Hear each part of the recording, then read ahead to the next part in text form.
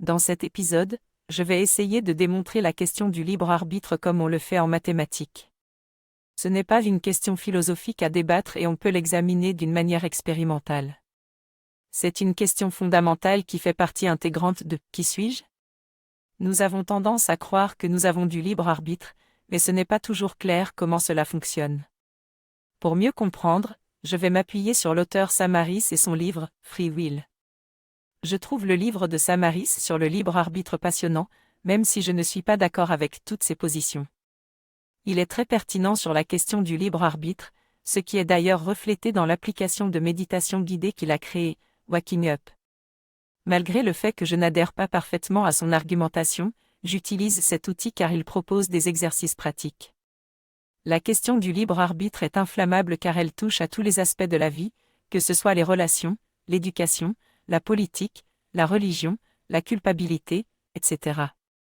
La Constitution américaine mentionne même la notion de libre arbitre.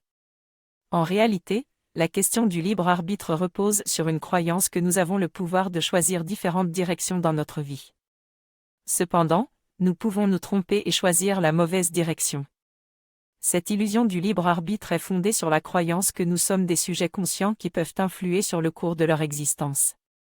Je me pose la question du libre arbitre. Au passé, j'ai fait des choix qui ont déterminé ma vie.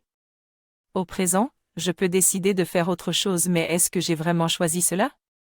Si je suis totalement conditionné, où est-ce que je peux trouver de la place pour du libre arbitre ?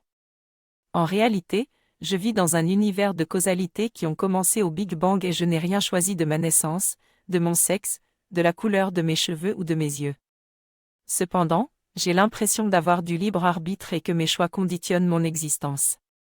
Cette question est passionnante car je suis parfois tétanisé par l'importance des choix que je dois faire, ce qui prouve que j'ai le libre arbitre de choisir ce que je veux.